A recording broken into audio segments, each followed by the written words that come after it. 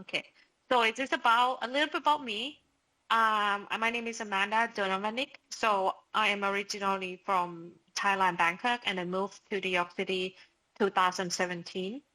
I started my professional career as an architect, and I've been working as an architect for almost 10 years. While doing an architect, I also have opened a product design concept store in Thailand with my partner. Both those architect, being an architect and being an business owner, make me question more about how I can understand the world around design and business a little bit more because it seems like a disconnect between two. So I decided to move to New York City in 2017 to pursue my question around that, and I graduated from Parsons, the new school in New York City, as a strategic designer. So after that, I joined a creative studio in Brooklyn, which is named Sour, as a user researcher. And almost the end of 2020, I had a great opportunity to join SPARCK, which is a design innovation consultancy in New York City and in the UK, as a user researcher as well. But because of the nature of the company that allow you to work following your curiosity. So I work a little bit as a service designer, a little bit of user researcher, and a little bit of design strategist. Just because of that. So the topic today is really about what I'm doing as a career. So before we start talking more about it, I just if anyone to want to shout out, or if it's not, you just can keep the answer in mind while listening to this. But just see this picture, and what do you think, is this a process or a methodology? Just give a second of seeing this, and then from what you know, what do you think it is, and why do you think it is a process or a methodology? What is the thinking behind it that make you choose that one? Okay. And how about this one? It's the same question. It is a process or a methodology. And how do you decide that this is a process or methodology? What is different than the last one that I showed? And then, how about this one? What do you think? This is a process or methodology? How do you relate to these pictures? And please, if anybody want to share or shout out, just unmute yourself. But if not, you can keep the answer in mind, because it's just a thing. I want you to just think with yourself first. How do you understand this? And then, how about this? Is this different than the last one? Is it the same as the last one? And if so, well, it's like, what is this? Is it the process of the methodology? So again, as this 4 quick pictures that I hope it helped you to see or start questioning about, how do we know this is different? Yeah, it's like on the chat somebody say like the process is both is to prepare it, and I think methodology that I don't know how to read that, but wait a second, let me show the chat. Yeah, so I think some say that a process step by step, and some saying that the methodology is delicious. Yeah, it is, and the process is both is to prepare the burger. But what difference is the method? So I think methodology doesn't state which step comes first or not, just a list of aspect, action, study to be gone through. Yeah, that's always an interesting observation, right? But now it's like it's a two thing that's we just mentioned on the conversation. Yeah, it's right. So if we talk about the process, it's a series of steps taken in order to achieve a particular end. And the methodologies is a system of method used in a particular area of study or activity. So giving that two definitions, the process and the methodology, the process is to know what to do, while methodology is to know how to do. For the process is execute goals, while methodology is provide tips. And the process is the outcome based, while methodology is a method based. And the process is more likely repeatable activities. So something that you can go back and then repeat it again to work towards the outcome. And the methodology is less likely a repeatable activities because it's a system. And the process should be end to end. It should, but it doesn't have to. But methodology could be end to end. Sometimes it's not even end to end. It can be circle. It can be no ending at all. So that is the quick summary of why these two can be different from observation. But like, why we even have to know the differences between them, right? So because two of them are support one process and methodology support one another.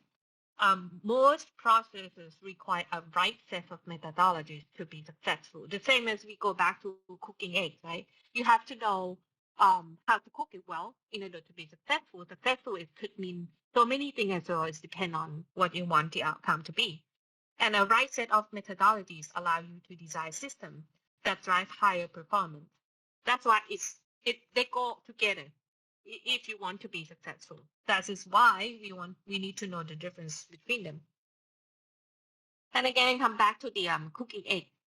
If this is a process and this is a method, right? It's a method. A methodology is how we study about how to do one thing. So we know there's so many ways how to crack eggs, and in different way have a different purpose. Different way require different things. And the same thing as you melt cheese is also different. It could be a cooker longer, cooker faster, or it depends on the equipment that you have on hand. But the important part is that how do you choose methodologies while you design a process? And can you even design a process? Yes, you can. And to choose is to question. You have it's about the purpose of each step, what you want to do. So for example, the cooking eggs, you have to know, you might want to know what oil do you have in the kitchen. So this is the resources, right? And who do you cook this sandwich for, and how does the person want the egg? So it's about who, it's about the person. And how long do you have time to cook? Is it about time? Is the length of the time? And when do you plan to eat this sandwich? Also is about like how can you create the sandwich that it's not become soggy at the end of the day, because this is what's your purpose. You want to bring it with you at work and then eat it after work, for example. So again, you can design a process and you can select a method, and those go together is become a process that solves a particular problem. So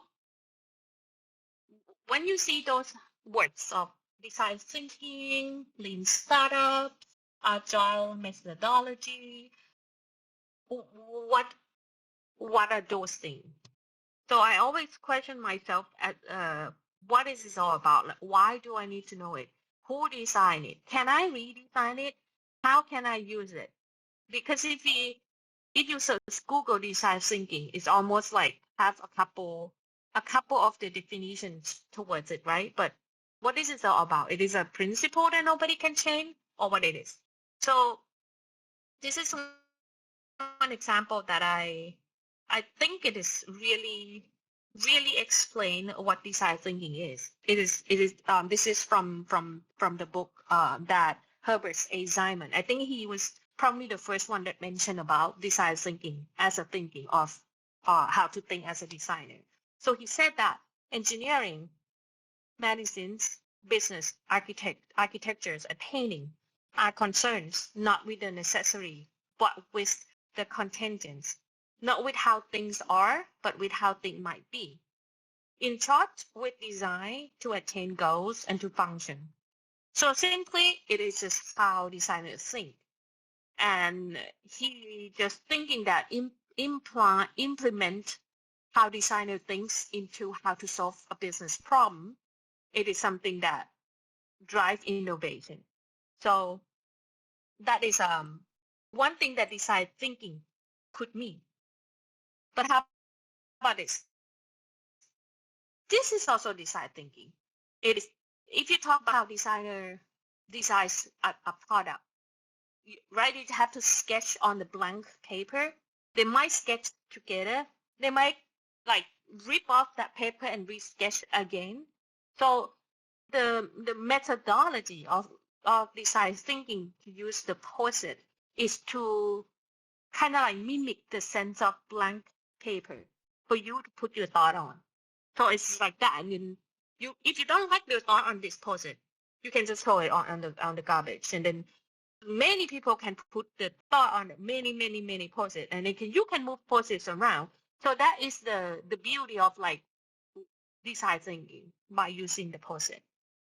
And how about this?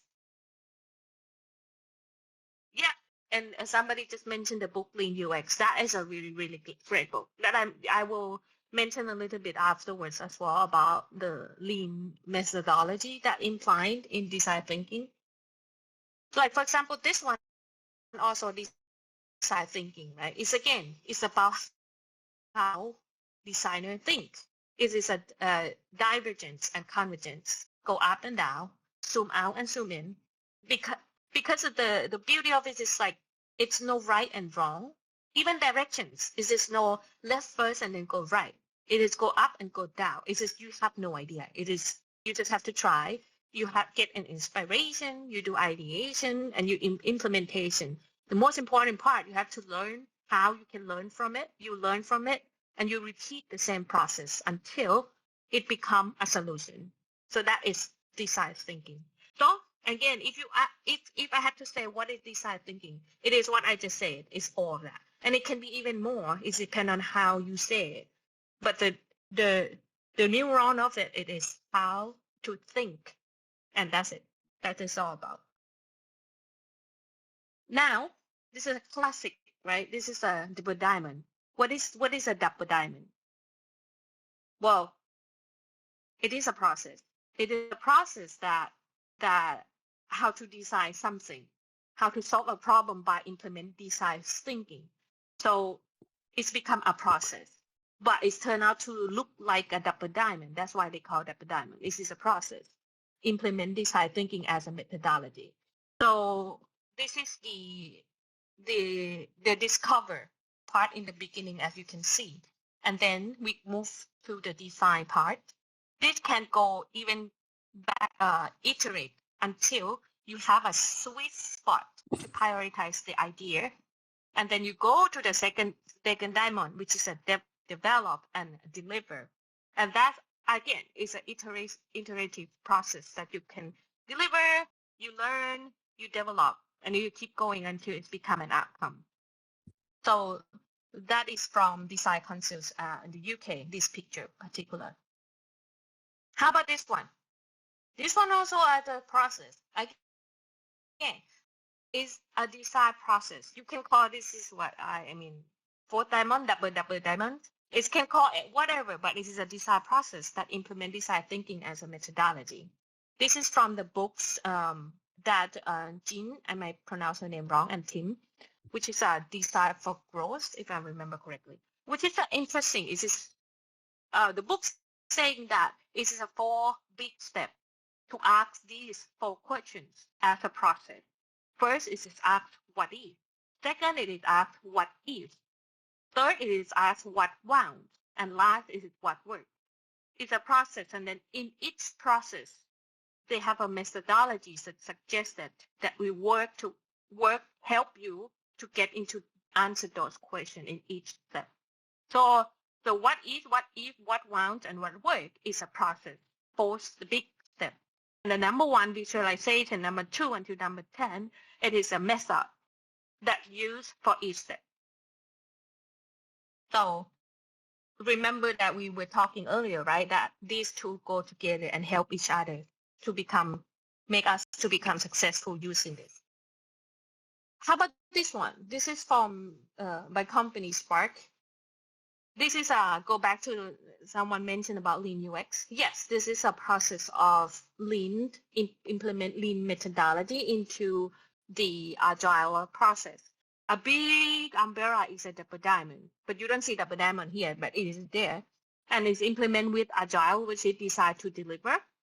Then they implement the lean methodology in there. What it means is that instead of taking half a year to do research on something and come up with the idea and prioritize into as a solution and then deliver, they use a lean methodology behind is to learn fast, fail fast, to validate them, and then keep going until you find a sweet spot that, okay, this project, it was to spend time and money to move on. So that is the kind of the principle of lean. And this is this is a design process. Input, align, envision, and then iterate, design, and validate. So it's a big 3-step that have a method that work for each step behind. Like, for example, the input is a business objective problem to solve and then keep going until it's become the whole process. But so what? So we know. I hope that you probably know a little bit more about the process and methodology. But then what? Do you think knowing the difference between them, can we design a design process? Do we need to use the diamond? Can we change them? How to change them? Like, have you ever asked, like, okay, this project we're going to use double diamond, but why? Why this double diamond fit with this project? Why lean UX fit with this project? Yeah, some says that they can change. And is lean always the right approach? Exactly. It is always the right approach. And how do we know it is a right approach? If any have experience of like, how do you answer is this a right approach? What is the questions you have to ask the team and yourself to know that this is going to be the right approach? I would say design process can be redesigned and can start from scratch by implement design process. It's confusing, right? So you can design process by implement the process of design something. So if you remember the cooking eggs, what is the most important part to decide that process? Ask questions.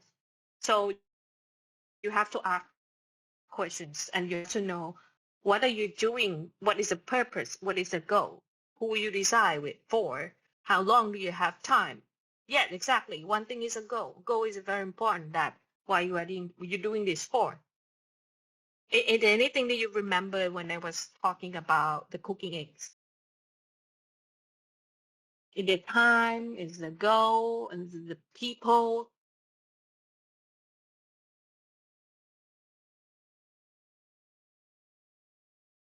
Start with why, exactly.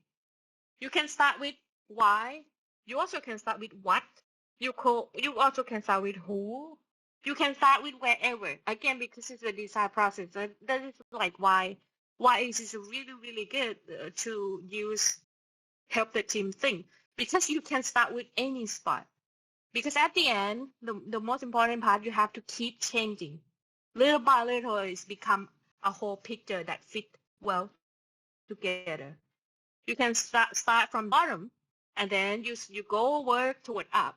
But then it doesn't fit well together. You have to come change the bottom and then keep moving things together. Try and think and imagine of you try to put the Legos into a cube that have like a specific dimension.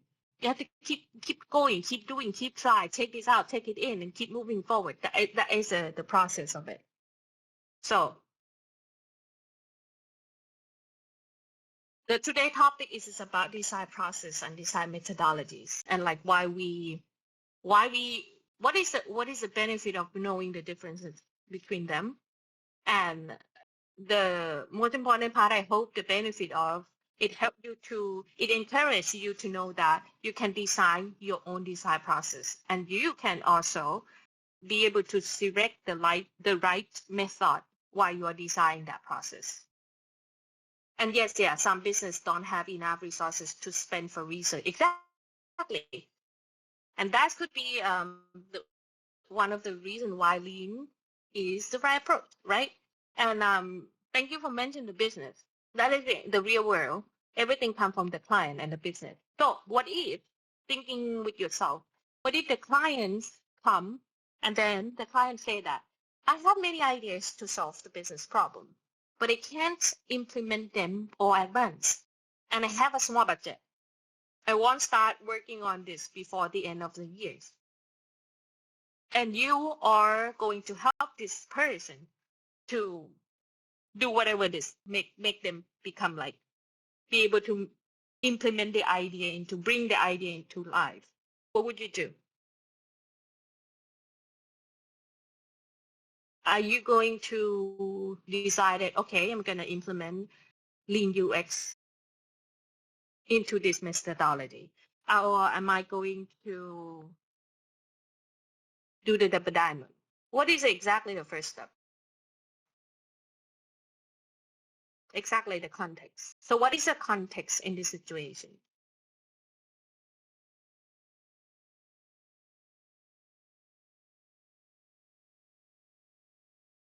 If you have to say three things, what is the most important context in this situation? Just by hear this conversation.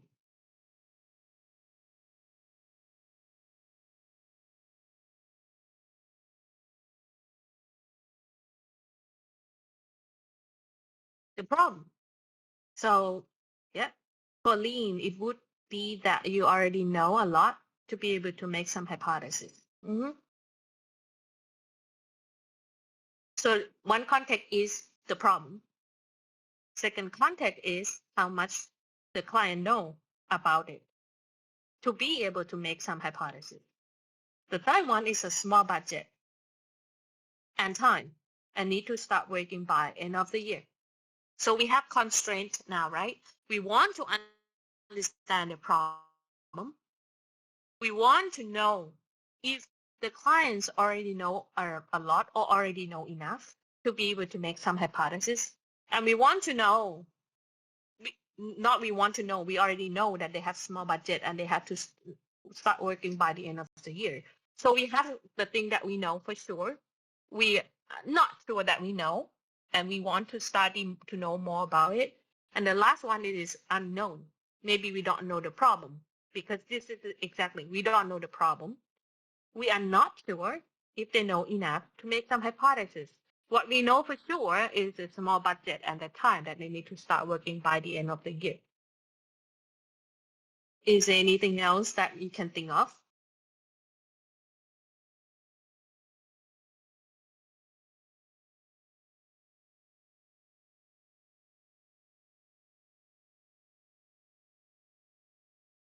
We need to prioritize the problem and prioritize the assumption. Yes, we need to, but that would be right after, if we think they're capable of make any assumptions or hypotheses, right? They probably have some assumptions, but how do we know which one is assumption, which one is not? We also need to know if there are risks to making assumptions and hypotheses in life of research. I mean, in the research, right?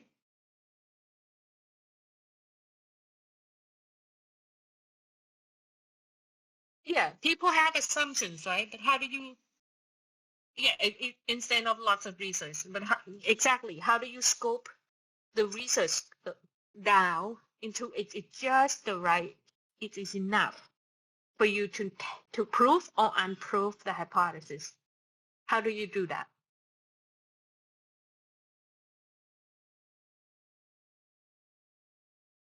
Time and budget is limited, so fail fast, learn fast can be good methods after starting to build hypothesis. Good, because Ed mentioned that, and then you start with something that we are know for sure that time and budget is limited. So you use that one thing you know to decide that, okay, we're going to implement the lean methodology into a process to learn unknown, right? Unknown is a hypothesis and assumptions. But what about the problem? Do we know what is a problem? How do we know what is a problem?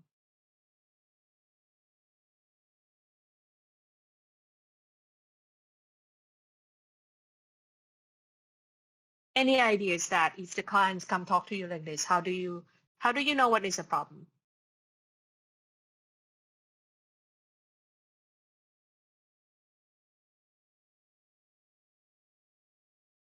Good review, error reports, customer feedback, etc. Now, one thing is to analyze all the evidence that you have by asking. Good.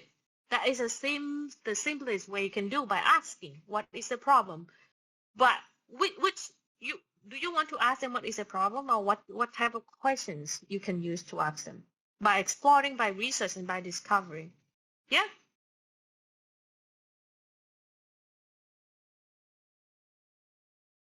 This is so interesting. The interview users, that's also can help us to understand problem and stakeholders. You see what we are doing right now. We all doing right now is we design a process.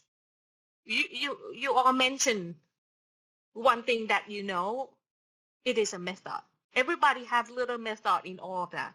We talk about lean. We talk about the prioritize the problem, prioritize assumptions. That is a method. We talk about the view hypothesis. That's another method.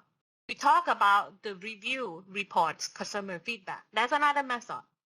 We talk about exploring, researching, and then discovering. That's another method. Interview user, another method. So what we are doing right now, we all have way of doing things in our head, right? And then if we thinking that we are in the same team, we have this brainstorming, talking about what we can do with this, just by one sentence. And then what is the next step that we should take then? If we just put all the things that, okay, this is we can do, define success, we can do stakeholder mapping, we can do one interview. And I'm just basically asking you questions. Another question after another question after another question. What is the next step? Can you see my screen? Okay, good. You should see the methods or the floating on my screen, which is exactly what we are doing right now. It's just to ideate all the method that is possible to help this client achieve the goal. My question is, how do we select them? Yeah, another thing is be brainstorming, exactly. And what is our next step? How can we select them? What we can use to select them, to select the right one. Lean approach make perfect sense for some problems. Often it can be seen as a more efficient approach driven by operational pressures and expectations, even if it makes no sense in the relation to the problem. Yep, exactly. If we think the lean approaches make sense for this context, and we have method, we just brainstorming method everywhere, that's a lot now. What is the next step? We make a next decision based on time and evidence. Yeah, because they have, but how can we find the evidence? Exactly, the resources first, what limitation, and then I think another person just mentioned about the time and the budget, which is our limitation. Okay, how about if the next step is a limitation, now we have limitation. We have the time and we have the budget, which is the same thing, right? How long the budget is come down to the calculation of how many people in the team, how long it's going to take, how much money per hour, right? That is the cost the client has to pay. And the time the client has, for example, I'm gonna say 4 weeks, for example, that is a fit well with the small budget that they have. What is here that we haven't mentioned?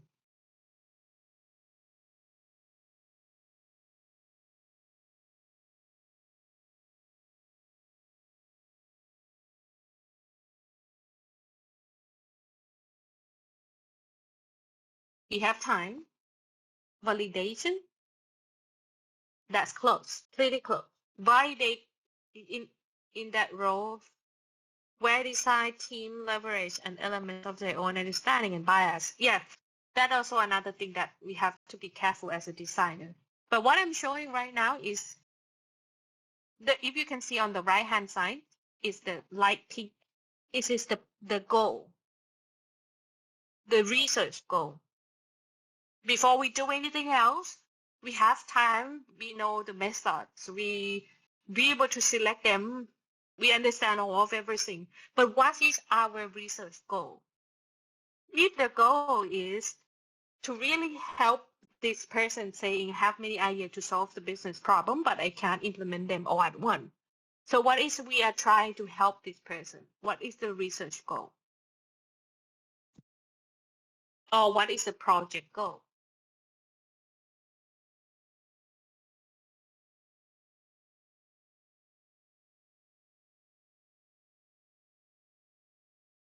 Mm, yes, exactly. Yes, exactly. Two of them are actually the same because we have has to identify to explore since they have many, and then we have to prioritize what to solve first because they can't implement them all at once. Exactly, and then that's also the optimal idea to business problem. Accessed by dimensions that are important to the client and the user. That is now what we are talking. This is a second step, right?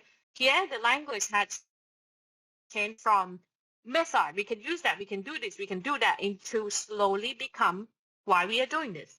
What is the goal? How to achieve the goal? So what we are doing right now, it is literally why. Why in each step, right? We want to build team. We want to check assumption. That we just talk all of that. We want to understand the business need, the user need, the business goal, the user value.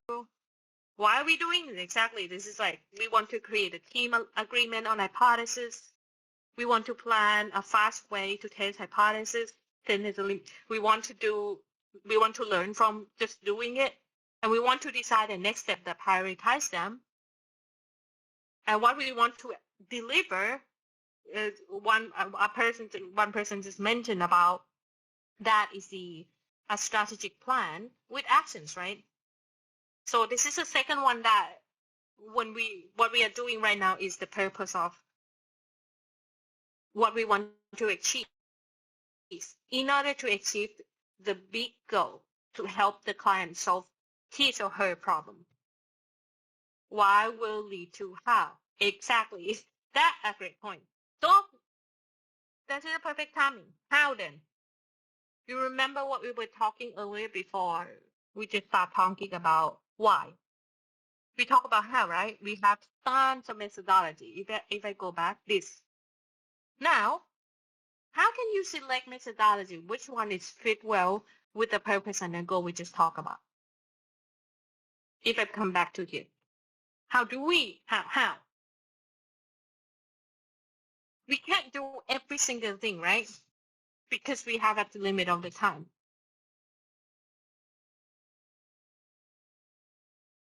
How do we know which method is the best to help us achieve the goal, achieve the why, basically?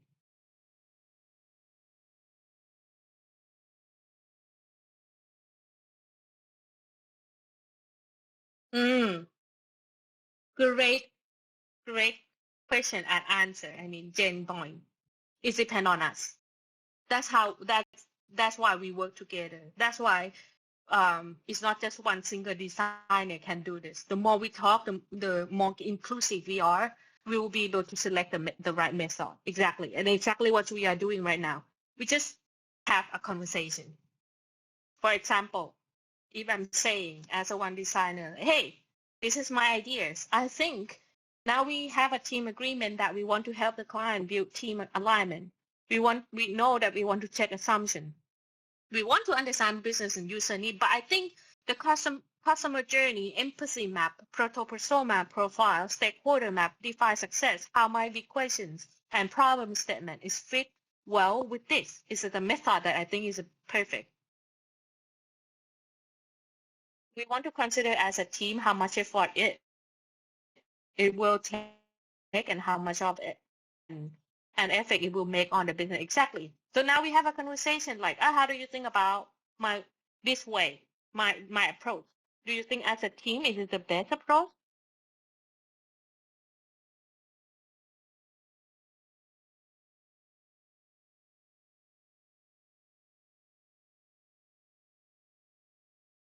And the same thing, right? We talk about the week one, select the right method to match with the purpose for each step. And then in the second week, we want to create a team agreement on hypothesis. And we want to plan a fast way to test hypothesis. What is the best way? Maybe I'm saying that a way to do that is maybe hypothesis testing cards. We can use 2x2 metric to prioritize it. Or maybe dot voting. Or maybe we can do brainstorming as well with the client. How about the workshop? So we can think together about many hypotheses as possible.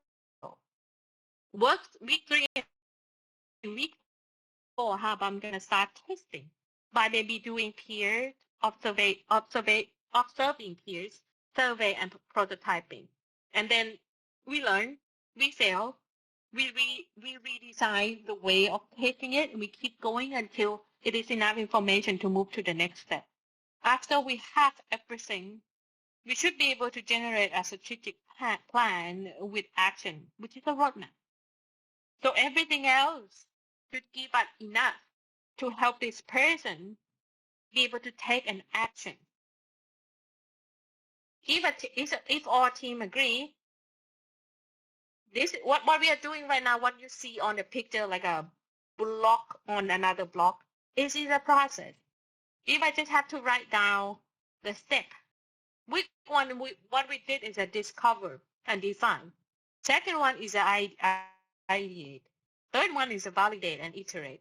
And last one is deliver. It's simply just that. And then on the process of week 3 and week 4, we do a loop learning. So it's not a linear, it's a small loop. So what we are doing right now, we create our own double diamond by not using double diamond.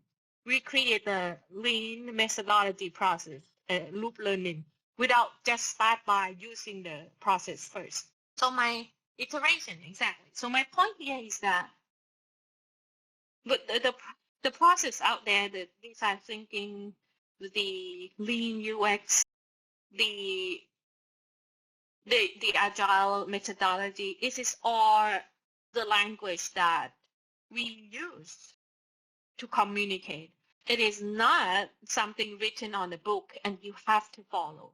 If you start with why, as somebody mentioned, you will be able to adjust, adapt, and develop the process and the methodology behind it. That is really, really match with what the client's looking for. And nobody can take it away from you. No one can copy doing this the same as what you do. And every time it will be slightly different or completely different. It depends on what the client's looking for. And this is another process of design process. That my point for the talk actually today. That I hope that after you understand the differences between them, the only thing that if I were you, I would spend most of my time doing is study method, design method enough to have it in my own library. So when I'm ready to design process, I have thought of what I know the method. I'm get used to how to use it, and I be able to grab them. Thinking about the book shelf in your home, and you know exactly which book is what for, and you're trying to do research on something just to looking for from all the books you have.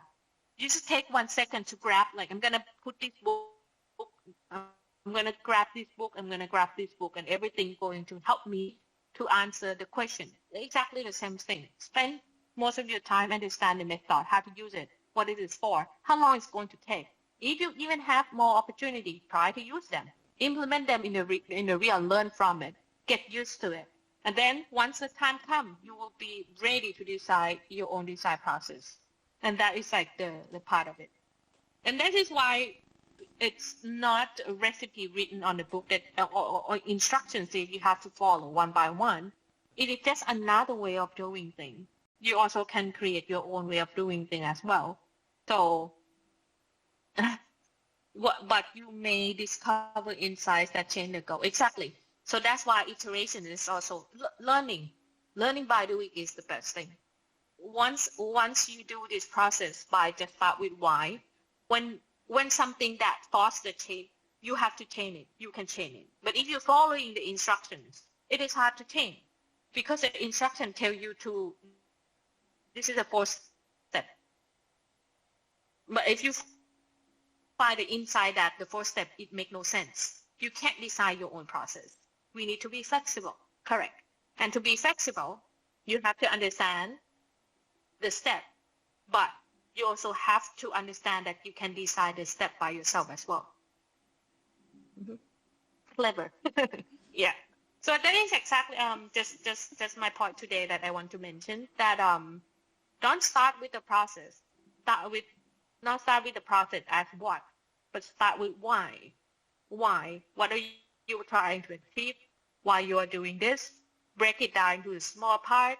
Don't think that this is a linear process. When you're breaking down into the small part, you might have to go back to the why again. Zoom in, zoom out, zoom in, zoom out, until the whole process with methodology behind it is become fit well together. So that is a thinking as a designer, and that's also a design thinking itself as well. That's it for today about the thing that I'm planning to have a conversation around. Thank you, Jane. Yeah, thank you. Thank you so much, Amanda. That was a great talk. You're welcome. I like Thank you so much. I hope that helped. Yeah, and I like the ideas and the brainstorming that we were doing, because that's also kind of part of like the design thinking process. This whole presentation was like Exactly. a brainstorm session. Yeah, so Exactly. I noticed Jan Boy made a comment about but what if you discover insights that change the goal? And I think it was about Yes. Hypathia's you know, comment about how your process should be led by goals that you need to make and also to accomplish. So that's also something Yes. interesting to think of, which is you might be going for a problem and solving it, and you might realize, oh wait, the real problem is actually this and not the thing that we're doing. So when it comes Correct. to U-turns like that, what do you suggest would be the best way to tackle that? Be honest, because this is what the beauty of design process. You discover something that you might not discover if you don't do it start from why. The only thing why you discover the insight that change the goal, because you implement the design process in a process. And that is the purpose of it. You discover something that hidden in there that is important for the clients to know that, hey, maybe the goal that we set it up to help you is not even ready, because we found some insight that maybe we have to change the goal a little bit. Maybe it's either we too soon to solve that, or maybe we found something else that need to be clear out first. So I would suggest be transparency about that part, because whatever we are doing, we help them to come up with the best solution, right? It is nothing else but that. And don't forget that this process involved them, whoever them is, like our internal team, external team, through the whole journey. You not just disappear for 3 months and you come up with like, hey, I'm ready to present. Now I found the insight that we all have to change everything. Let's start again from from the first step. It's not like that, right? You involve them in the whole process. They maybe realize it at the probably the same time that you realize it.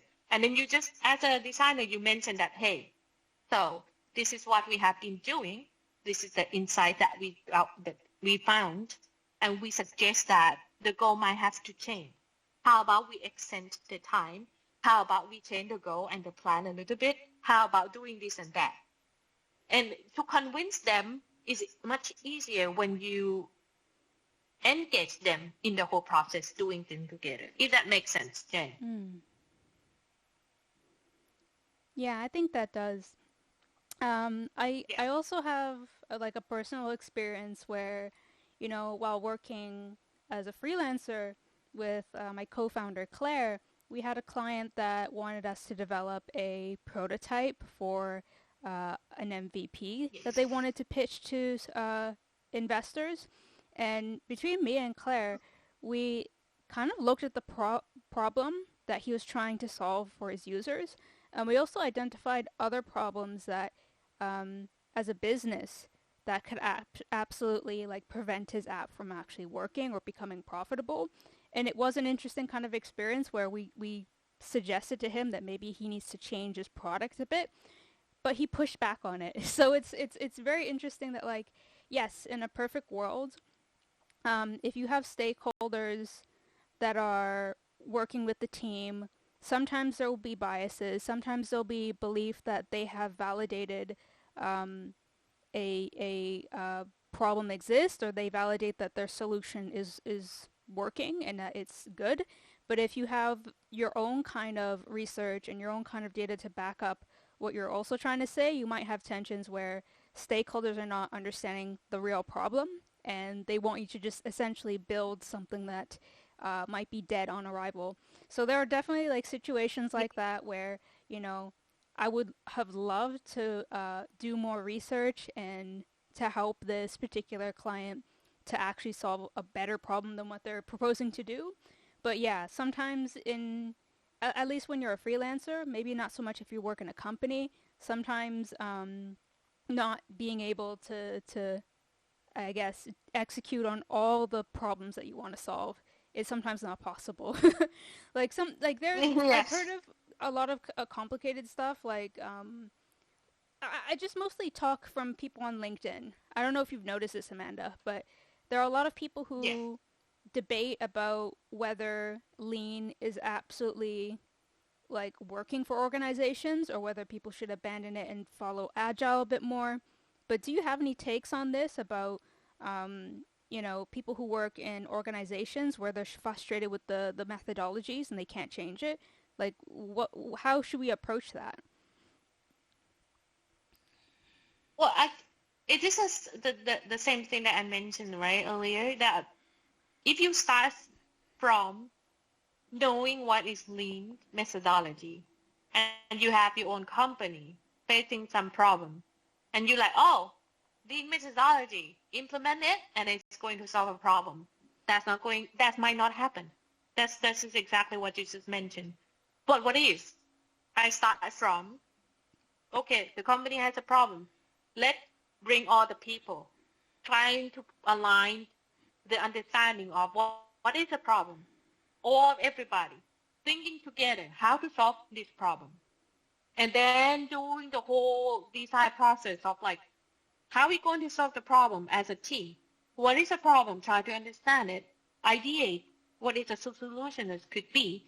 Maybe do the hypothesis, assumption, research, prioritize it, and come down to the like, oh, okay, it's a solution, we should do this. And perhaps a solution is a lean.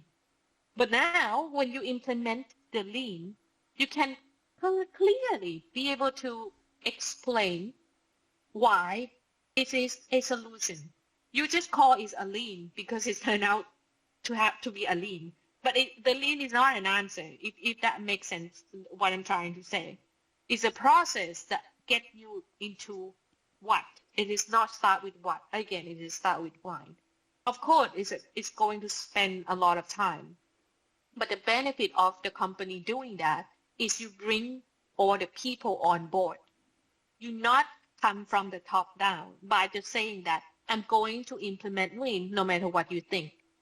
But it starts from I'm going to listen what you think, and we're going to find a solution together. Oh, a solution is a Lean. Now we implement. So that is how I see it. Okay, all right. By the way, guys, Yeah. if you have questions for Amanda, like feel free to unmute. Otherwise, you could use the text chat. But we still got like about 10 minutes left. If you guys have any questions for Amanda, feel free to shout out. Yes, please. But don't ask me how to cook a sandwich. I'm not quite sure. Yeah, I like the analogy of the egg because there's so many different ways to cook an egg, and you don't have to Exactly. do it the way that the book tells you. You could spin it your own way. You could boil an egg. You could fry it. There's different ways of frying it. You could fry it with oil. You could fry it with water, even. Um, Exactly. so yeah, I think it changes like the taste, the texture, the flavor after it. If you don't even know like what do eggs even taste like, then that's a case of like buy a few eggs, crack them open, test them. Correct. So that's Correct. like And part of the the thing is research that it's process. right and wrong, right? It is no right and wrong. Mhm. It's never be right and wrong. That's why it's a design process. Mhm. I also have some questions um Please. about well, I think maybe you know, the way that I look at some corporations is the way that they handle methodologies is going to be a little bit different from an agency, right? Because the company that you work Yes. for, it's like a consulting agency, right? Yes. Yes. Okay. So what happens when you meet with a new client? Like who decides the methodology and the process to use? Is it your agency or is it the client that kind of gets to call the shots on this? Neither is the team. So it is including the company, is including the team who assigned to do that project and the client. So that's exactly what we just did. We just had a conversation. Exactly what I just said. I just did with the community here. It's just lead the question, asking how we can do this. Building block into one, from one to become a big block, moving thing around until become set. Talk with the client, come back to change, keep going to the same process. So that's how we come up with a process, how we want to approach the client together. Okay, okay. So to answer your question, yeah, we work together with the clients. Okay. So when clients come to your company, do they already know that they have a problem, or is it more like they come to you when they see something wrong, but they don't really know what the problem is? That's an interesting question. It is hard for people to say like, I don't know what is the problem, right? They're probably gonna say that I know this is my problem. That our job is to make sure that what is the problem. It doesn't matter. They come and say, I don't have a problem or I have a problem because you have to make sure that it is not just assumption. It is a problem that needs to be solved first. It is a problem that is a matter for the user and the company. So it's our first step. Usually it is to step back. To step back from what the client say, but more like to discover if what they say, it is what they're trying to say. So Mm. basically to check the client's assumption. So for example, I can give you example that we may give an hour free workshop to do Mm-hmm. with the clients to do the problem framing to make sure that we understand the assumptions, we understand the research gap, if any, and we frame a question, a problem together with the clients. Now we aligned, then we come up with the approach, and then we start working with them. Okay, cool. Also kind of Yeah. curious, like, does your company perform design sprints for your clients? Yes. Yes. So Okay. if design sprint is the way of this is the best way of tackle that problem in that particular project, yes, we do design sprint. Okay. And how long does it take for your company to perform a design sprint with a client? Depends on the budget and the time that they have, and also the complex of the problem, the size of the team. It's so many things that have to be considered. Uh, if the sprint, how long the sprint would be. But one sprint usually it will take 2 weeks. We call one sprint. Whatever it should fit into 2 weeks, we call the one sprint a sprint. So it depends. For example, the one that I just showed you is like a 4 weeks. Mm-hmm. So it is 2 sprints. It might solve some particular problem. For example, we test an idea by using a lean hypothesis to test hypothesis, and that can end in 4 weeks, for example, which is 2 sprints. Okay.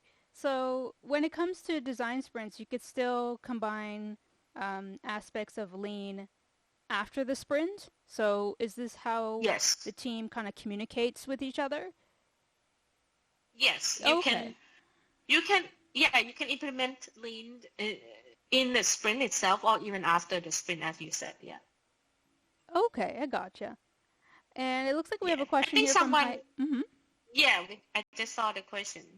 I Yeah. think it is like, I am taking a UX course and I want to be a UX researcher. How can I train myself to be good at working in this UX? Try to, the best question, the best answer I can give you is be curious. Learn how to ask a good question. Learn how to be actively listen. That is the most important part on the UX research. Ask good question is so important. And again, if you have time, spend time to learn about method. Get used to it, how to use it, when to use it, who to use it with. When you have that library in your brain a lot, you will be able to do so many things. But the first thing you have to do is very, very curious. Yes. Amanda, The hardest do you have part any... of doing... Yeah, Sorry? go on. No. Sorry, go on. Please. No, I just want to say that the hardest part of doing research is to know when to stop. Because you can do research forever, right? Yeah, because that's the thing, because problems change over time. So it's not always possible that Yes. a business is going to solve every single problem, but it's still probably more important to find out like the most effective problems to solve, because that's going to eventually affect how users behave as well as whether or not they're going to enjoy your product or service. But yeah, Yes, exactly. it would be nice if we could be like scientists and just explore the reasonings, the deeper connections as to how people behave and why on screens. But I think that's a different field to study. And as far as I'm concerned, I don't know many UX researchers who have like PhDs. They do exist, but as for what role they have at a company, I'm just thinking, actually, Amanda, would you know? Like, when it comes to being a PhD level researcher, like what kind of jobs are available for UX researchers at that level of skill? Like, where would they end up working? Like, would it be likely a different kind of company? Do you know? Um, I would love to answer that question by saying that I don't believe in PhD. PhD is, to me, it is just you learn something, just one thing, deep, very deep, but you not learn something wide.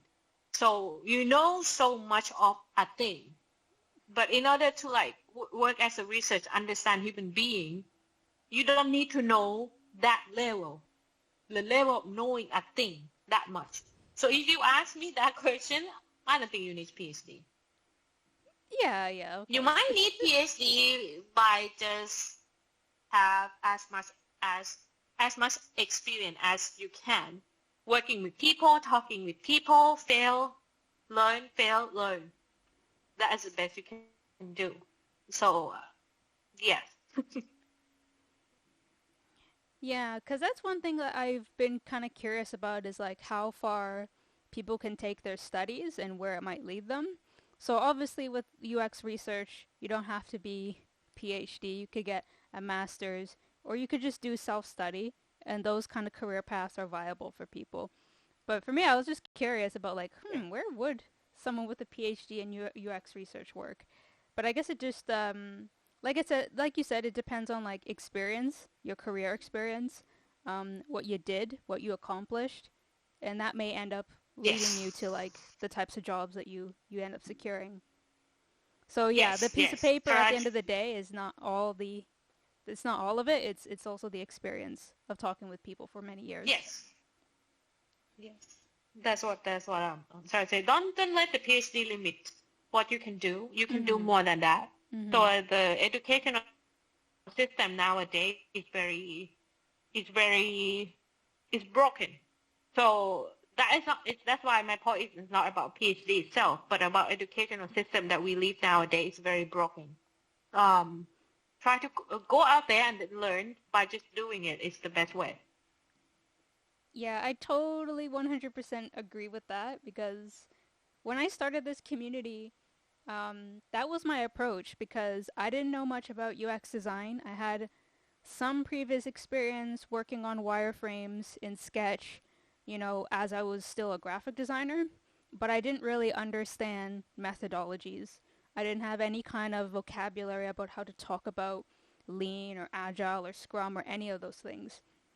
And when I started this community, I just thought, okay, well, how can I get what else is in my head and make it make sense so that I can engage a team and solve a problem creatively? Like, how could I do that constructively? Then I found the book The Sprint, the one written by Jack Nape. Really good book if you guys want to learn about Yes. design thinking and design sprints. Like, I recommend that book so much. I learned so much from reading it and following some videos from AJ and Smart. They also do webinars and hands-on activities, and they teach you how to do brainstorming exercises.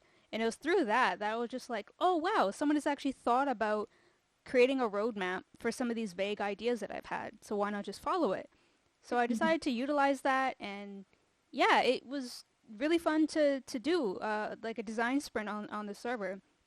For those of you that have joined us a little Yes. bit early, like yeah, we haven't done design sprints since I think around like April or May. I think like this summer, right? We kind of put a stop, but we're gonna come back to running uh, design sprint workshops in the new year. So definitely stick around. We'll have more interactive, like learn as you go kind of workshops. But one thing I really liked about learning by doing is the fact that when you have a bunch of people together, everyone has their own kind of source of knowledge. And it's sort of like what you showed us in your presentation that we all kind of have some knowledge of what a process is. And all that really needs to happen is for us to just give it our best shot, right? Like you don't have to know what happens at the end. You don't have to have an exacting idea of what the result is going to be, but it's sort of like the process of Double Diamond. You start to diverge, come up with all these different ideas. No idea is a bad idea. It's just an idea. Then we start to, organize and be a bit more thoughtful in terms of how we're going to prioritize our ideas, and then we actually execute.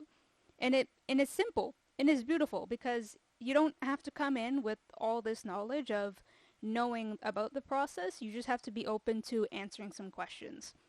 And I really liked your presentation because that's exactly like how I engage people in our workshops and our design sprints is I'll ask them the question and they come up with the answer. So it's not like we give you the answer, sort of like what we're accustomed to when we're in school. We're told this is how you solve the problem, this is what the textbook says. And in real life, especially if you're on the job, you're definitely not going to be given a leaflet that says, here's how you do your job step by step. So to Correct. practice being in that space of being in the hot seat, I think it's really good to challenge yourself so that you could learn to solve problems as you go and also to evaluate your thinking. So yeah, learning by doing is super helpful. But I understand that there are some people that still learn best like step by step, and that's always going to be a challenge, right? So if you're the type of person coming out of school, out of a boot camp, and you get a job as like a product designer, and you're part of these meetings, these discovery meetings, what do you think is the best way for someone who wants to learn in a constructive way to understand the design process, and how can they learn to embrace it? It's to me, right? The question. Sorry, can you, I didn't quite hear what you said. I was saying that is that's to me the question. Okay. Yeah, I mean, I guess I don't have an answer for this either. Um, I think maybe the takeaway from that would be if you're the type of person that likes to learn step by step and ambiguity kind of scares you, maybe it helps to maybe journal your experience, because I've heard of people recommending journaling for UX designers to document their own thought process, because I kind of guarantee you that most of us, when we try to solve a problem, we don't think in linear ways, right? Like we might think that we solve problems in a linear fashion, but I think if you document yourself and what you do in your day-to-day job, including solving problems, I think that can help you to be self-reflective and see where you are in your journey. Because if you expect things to be, step by step, like you move from one position to another, you might realize that things don't work out this way.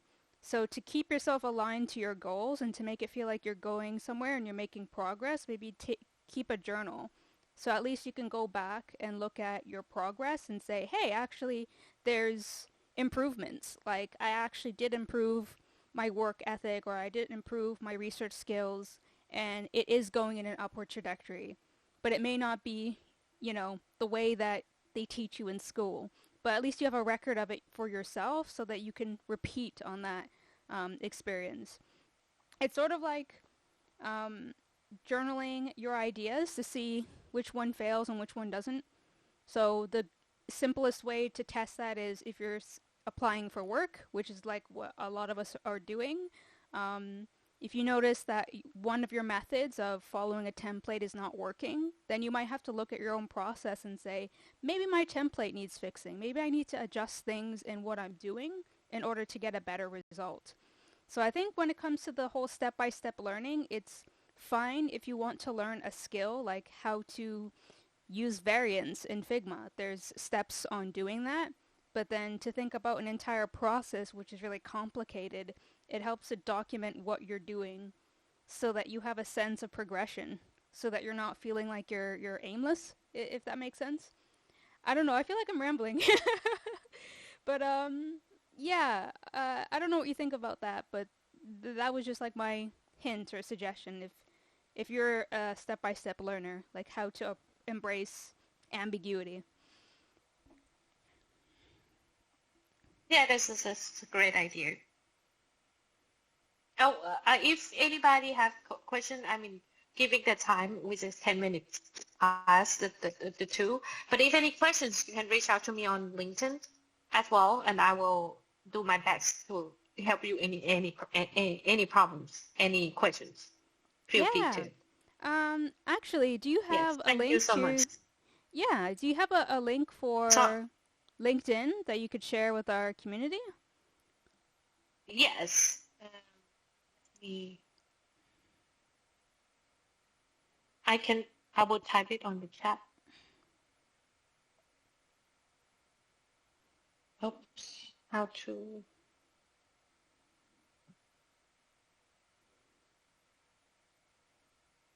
here's my LinkedIn. Okie dokie. All right, thank you very Yeah, thank you so much. much. Yeah, thank you so much. Hope that the talk helped in somehow in your process. But let me know if any questions. Thank you. Absolutely. And thanks for being here, guys. Have a great weekend. Thank you. Bye bye. Have a good weekend. Bye-bye.